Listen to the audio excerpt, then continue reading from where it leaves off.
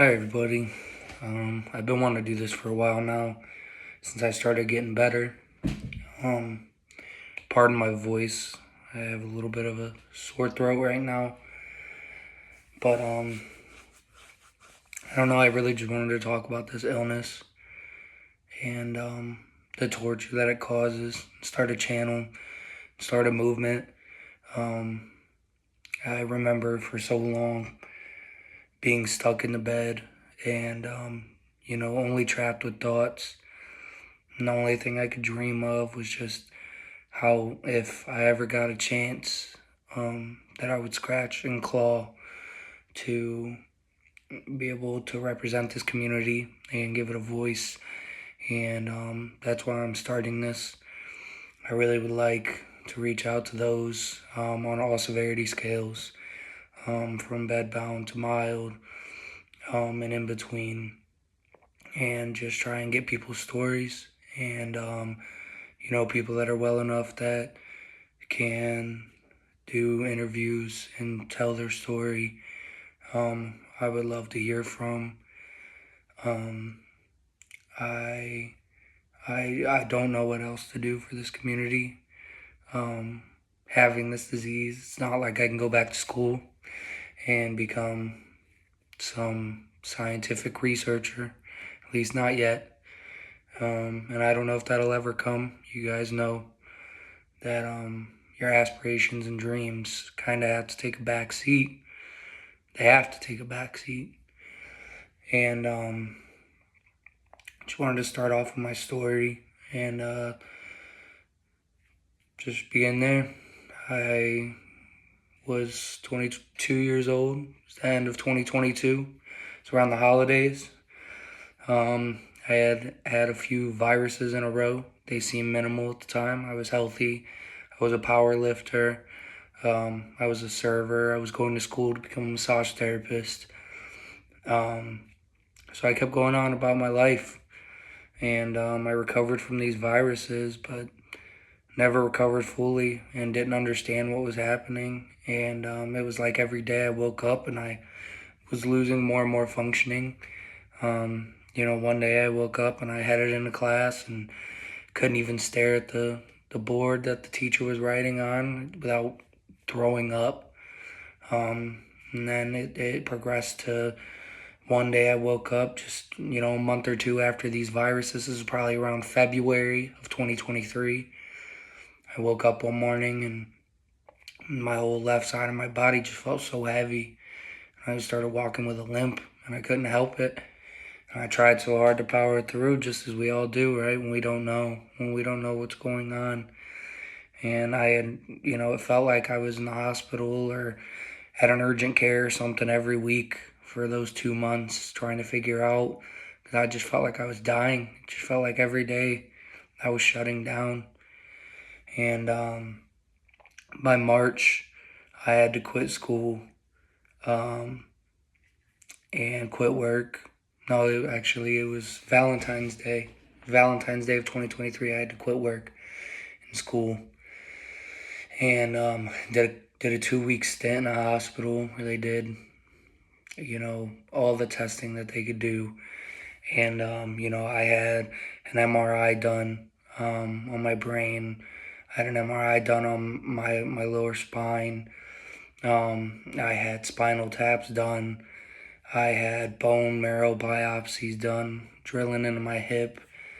And everything kept coming back normal, except I had elevated amount of protein in my spinal fluid, which for some people in the ME community, that's common. We see this a lot. It's pretty much just a diagnostic marker for inflammation, from what I understand. I'm not professional by any means, but how it was explained to me and from the research I've done, it just shows that there's inflammation in that spinal cord, and couldn't figure out why.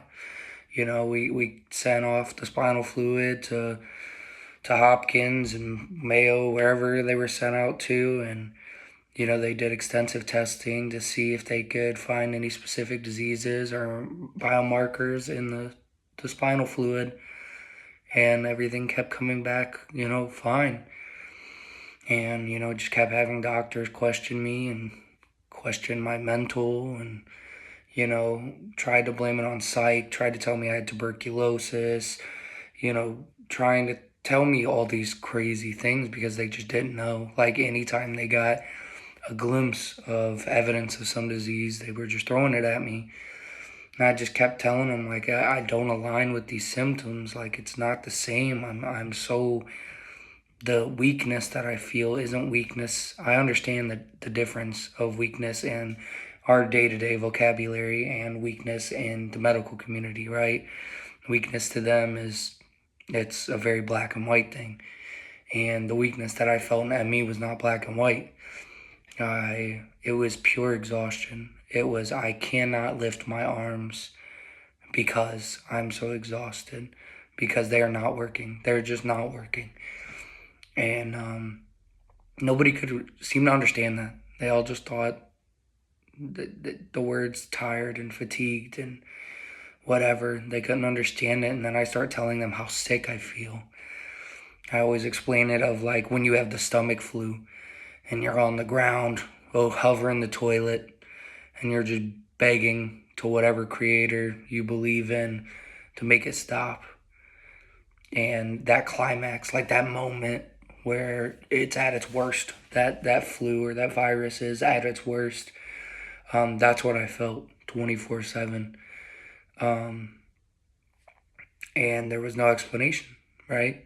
Nobody knows. And I like to say that it felt like that flu, but, tenfold. Like, I'll never be able to explain the illness that I felt.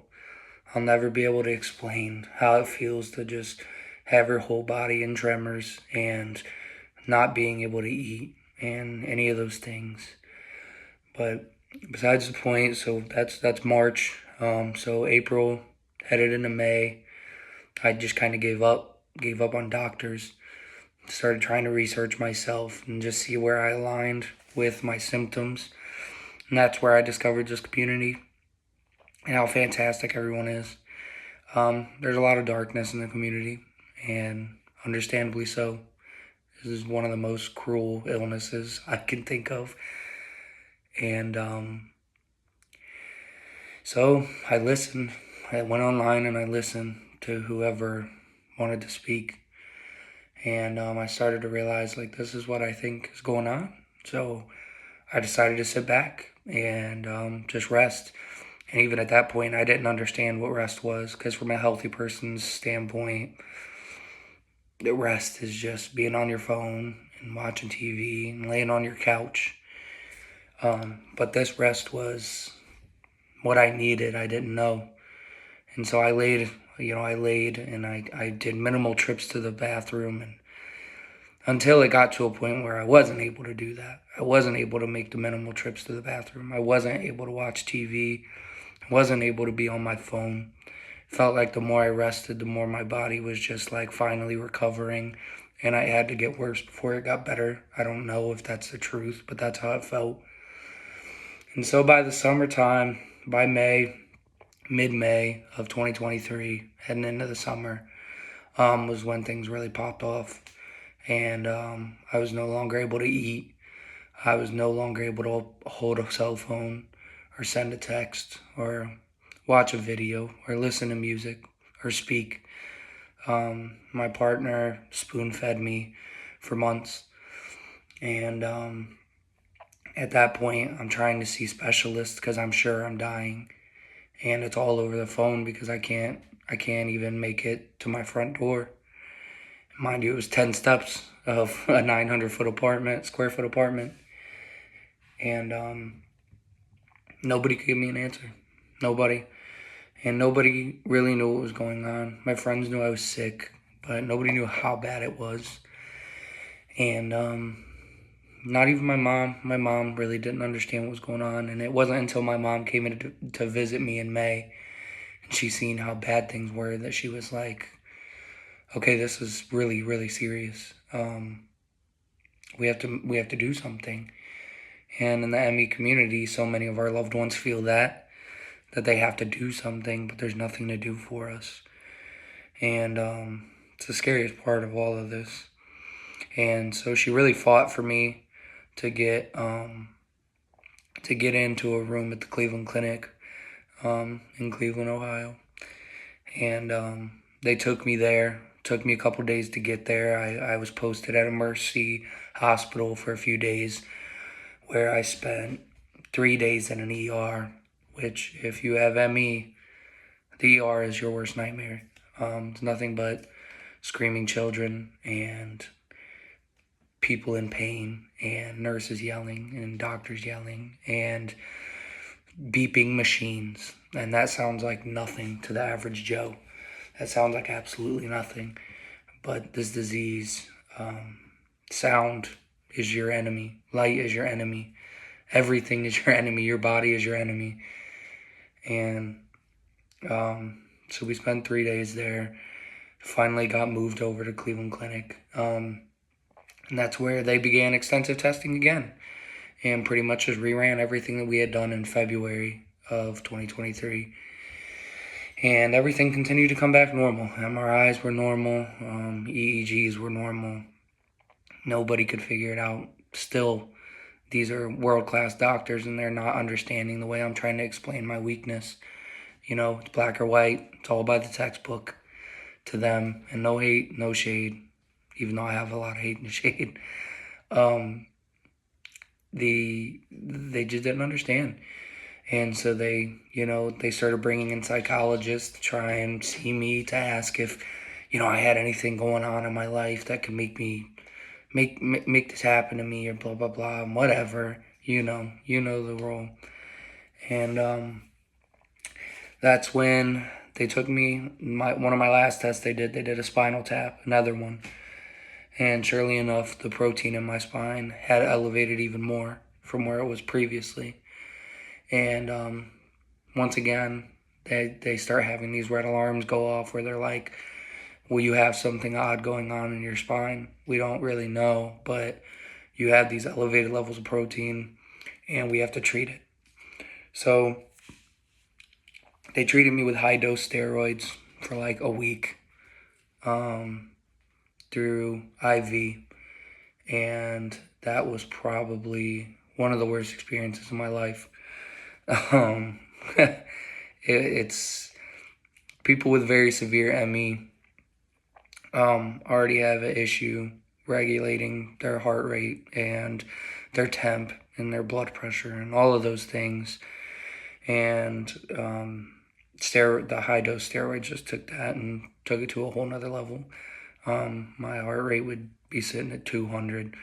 My blood pressure, I remember one day was, it was like 200 over 101 or 190 over 101. It was somewhere around there.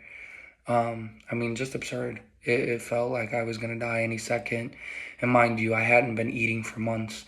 So on top of the disease, I was even more weak. There was nothing in me. I had lost 75 pounds in a matter of 5 months.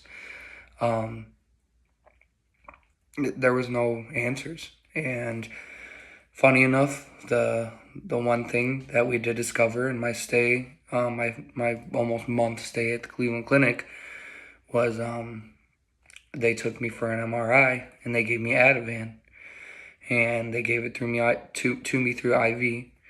And for the first time, I was able to listen to people speak in I don't know how many months.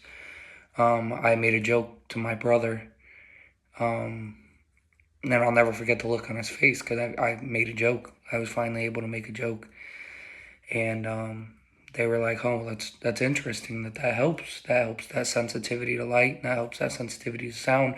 It wasn't groundbreaking. It wasn't life-changing. Not in the sense that I got up and was able to just start doing again. But it made things bearable, where I could handle my phone for a few minutes. Or handle looking at the TV, or not even that, actually. I couldn't watch TV for the longest. But conversations, I guess, I was able to listen a little more, have a 10-minute conversation, 5-minute conversation, mostly just listening. But I was able to do that. So then they tried to send me to a rehabilitation center, and they tried to force me to walk and force me to shower and force me to do all these things that I still was unable to do. And every day I was in there, I just kept getting sicker and sicker, and I would just be puking and not able to eat, and they just kept trying to force everything on me, and it was just making things way worse. But I stuck it out because my family still wasn't super sure of what was happening with me, and I wanted to show them. I don't know. I'm kind of a stubborn person, so I wanted to show them that I was right, that this wasn't going to help me, that this wasn't the route. And so stuck around there. Probably made myself a little worse there for a while. Yeah, definitely did. And then for about